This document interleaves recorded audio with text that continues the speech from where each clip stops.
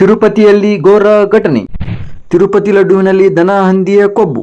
ಸದ್ಯಕ್ಕೆ ಇಂಟರ್ನೆಟ್ನಲ್ಲಿ ಹರಿದಾಡುತ್ತಿರುವ ಲಡ್ಡುವಿನ ವಿಚಾರ ನೋಡಿದಾಗ ನನಗೆ ನೆನಪಿಗೆ ಬರುವ ಸಂಗತಿ ಎಂದರೆ 1857ರ ಪ್ರಥಮ ಸ್ವಾತಂತ್ರ್ಯ ಸಂಗ್ರಾಮ ಅಥವಾ ಸಿಪಾಯಿ ದಂಗೆ.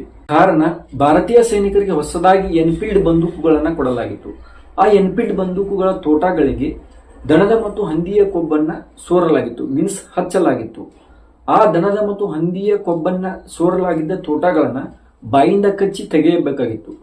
ಇದಕ್ಕಾಗಿ ನಮ್ಮ ಸೈನಿಕರು ಇದನ್ನ ತಿರಸ್ಕರಿಸಿ ನಮ್ಮ ಬಾಯಿಂದ ಅದನ್ನ ಕಚ್ಚಲಾರೆವು ಅಂತ ಹೇಳಿ ಮರಳಿ ಪ್ರಥಮ ಸ್ವಾತಂತ್ರ್ಯ ಸಂಗ್ರಾಮಕ್ಕೆ ನಾಂದಿ ಹಾಡುತ್ತಾರೆ.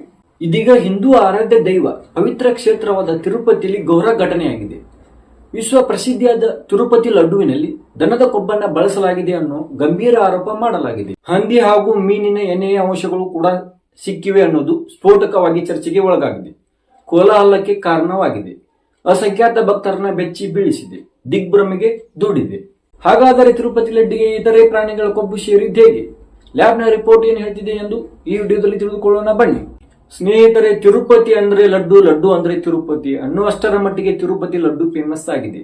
ಯಾರೇ ತಿರುಪತಿಗೆ ಹೋದ್ರೂ ಕೂಡ ಲಡ್ಡು ಇಲ್ಲದೆ ವಾಪಸ್ ಬರುವುದಿಲ್ಲ. ಇಷ್ಟಿಷ್ಟಾದ್ರೂ ಕೂಡ ಅದನ್ನ ಪುಡಿ ಮಾಡಿ ಎಲ್ರಿಗೂ ಕೊಟ್ರೆ ಪುಣ್ಯ ಬರುತ್ತೆ ಅನ್ನೋ ರೀತಿಯಲ್ಲಿ ಭಕ್ತಿ ಇದೆ. ತಿರುಪತಿಯ ವಾರ್ಷಿಕ ಆದಾಯ 5,100 ಕೋಟಿ ರೂಪಾಯಿ. ಇದರಲ್ಲಿ 550 ಕೋಟಿ ರೂಪಾಯಿ ಕೇವಲ ಲಡ್ಡುವಿನ ಮಾರಾಟದಿಂದ ಬರುತ್ತೆ. ಪ್ರತಿದಿನ 3.5 ಲಕ್ಷ ಲಡ್ಡುವನ್ನ ತಯಾರಿಸಲಾಗ್ತಿದೆ. ಇದಕ್ಕಾಗಿ ಸುಮಾರು 14 ಟನ್ ತುಪ್ಪ ಬೇಕು. ಈ ತುಪ್ಪದಲ್ಲೀಗ ಬೇರೆ ಪ್ರಾಣಿಗಳ ಕೊಬ್ಬನ್ನ ಬಳಸಿದ್ದಾರೆ ಎಂಬ ಗಂಭೀರ ಆರೋಪ ಕೇಳಿ ಬಂದಿದೆ.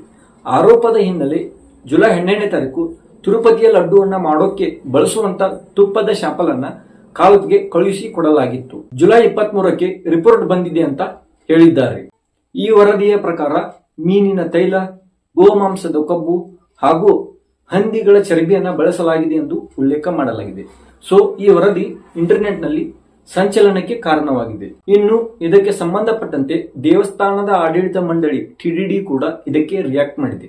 TDDಯ ಎಕ್ಸಿಕ್ಯೂಟಿವ್ ಆಫೀಸರ್ ಆದಂತ ಶ್ಯಾಮಲಾಲ್ ರಾವ್ ಅವರು ಲಡ್ಡುವಿಗೆ ಬಳಸಲಾಗುತ್ತಿದ್ದ ತುಪ್ಪದಲ್ಲಿ ದನದ ಕೊಬ್ಬಿನ ಅಂಶ ಪತ್ತೆಯಾಗಿದ್ದು ನಿಜ, ಕಲಬೆರಕೆ ಆಗಿದೆ ಅಂತ ಹೇಳಿದ್ದಾರೆ.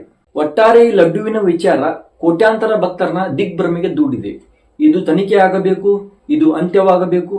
ಕೋಟ್ಯಾಂತರ ಭಕ್ತರಿಗೆ ಇದರ ಬಗ್ಗೆ ಕ್ಲಾರಿಟಿ ಸಿಗಬೇಕೆಂದು ನಮ್ಮೆಲ್ಲರ ಆಶೆ.